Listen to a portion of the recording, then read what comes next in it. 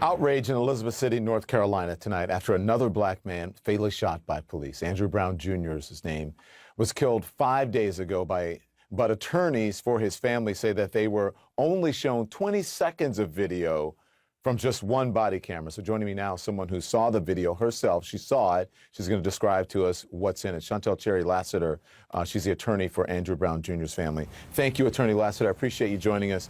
Thanks so much. Thank you for having me. So, as I said, you saw the 20 seconds of video. What did you see?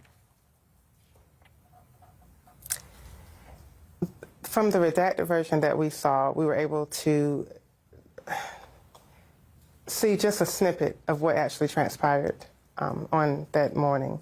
We saw the Sheriff's Department's truck blocking Mr. Brown's vehicle in his driveway, so he could not exit by going forward. He was blocked in. When the video started, we heard shots immediately. As soon as the video, in second one, as soon as the video started, we heard gunshots. And then we saw the officers yell, you know, MFer, let me see your hands. And Mr. Brown sat in his car with his hands on the steering wheel as they were yelling at him and firing, having guns pointed towards him and firing at him. Instead of Mr. Brown going forward to try to harm the officers, he backed up and he backed his vehicle away from the officers, and he tried to go around them to escape the gunfire. As he was driving off and out of his yard, he was still being targeted and shot at as he was driving away. Once his vehicle hit the tree across the street, you could still hear the gunshots and them firing at Mr. Brown. Okay, so you said that the video started immediately, you said, with gunshots. So they were shooting Yes. at him. Do you know, had he been hit when the video started? We couldn't tell. We watched it numerous times. We paused it, we rewound it and watched it over and over. We couldn't tell when he was hit, but he was still trying to get away from the gunfire. And what were they, so he, and from what you saw, even when it started with the gunshots, where, do you know where his hands were? Were his hands on the wheel then from? Yes, they were still on the wheel, and he slowly started moving backwards. Once he saw that they were basically just attacking him, he then realized he had to get out of there. So he slowly started moving backwards with his hands still on the steering wheel. Did he say anything to officers, or was there any exchange of words or anything? We couldn't see that. I don't know what happened before those 20 seconds or after. They did not provide any of that.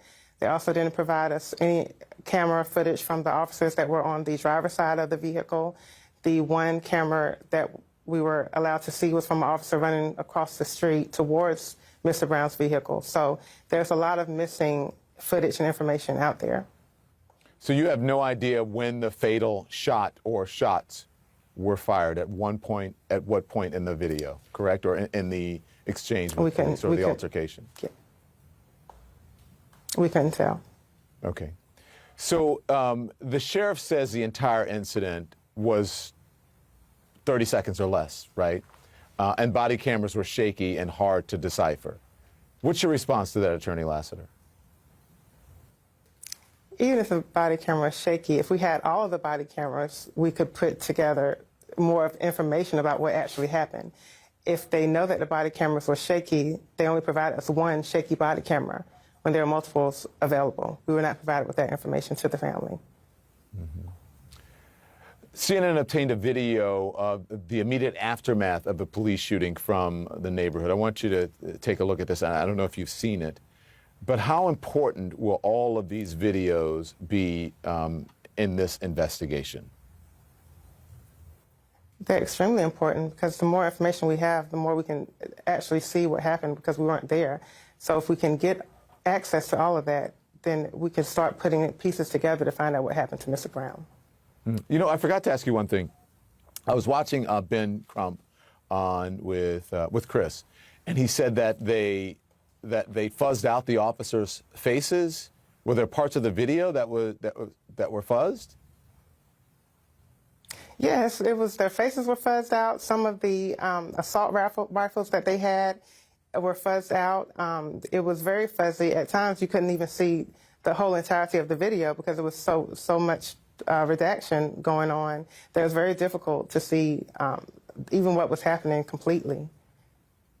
Did you ask about that? We did, and they said that per information that they had, they believed it was necessary to fuzz out the video. Have you ever, since in your time as an attorney, have you had this much of an issue obtaining police body cam video or evidence like this in a case? I haven't had direct issues as far as this is concerned. I know that Attorney Crump and Attorney Daniels have dealt with this extensively, and according to them, they have not had this much difficulties. Mm-hmm. And so I heard that they have filed a motion in order to a court release for the body camera footage. They said they're going to comply with the judge's order, but you said the family doesn't believe that police are, do they believe that police are trying to hide things? You believe they're trying to hide something? Well, the problem is that they're going to comply with the court order, but according to what they told the family is that the family could see the videos. So now they're saying, oh, we're going to comply with the court order. Well, you also said that the family could see the video footage, and that hasn't really happened. So we're not really confident about what is going to transpire even after the court order is put in place. I saw Bakari on earlier, and he said that officers were hostile towards him. Were they hostile towards you as you were interacting with them, looking at this video? I was more so interacting with the different set of officers. There were a lot of confusion about who could stay in the room and who could not, and I didn't have to handle that. I was with the family more so than I was trying to handle the other officers. So I did not encounter any hostility. Once everything was decided of who was going to be in the room, it wasn't any hostility once we got in the room. Attorney Lassiter, thank you for your time. We appreciate you sharing what you saw on that tape and your perspective. Well, I'm sure we'll have you back on. Thanks so much. Thank you. Have a good evening.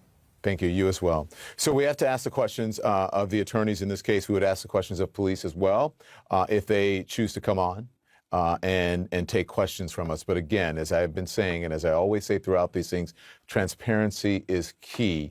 The video is part of the transparency in this, and it should be released so that the public can see and so that the family can see and that the investigation can be held above board.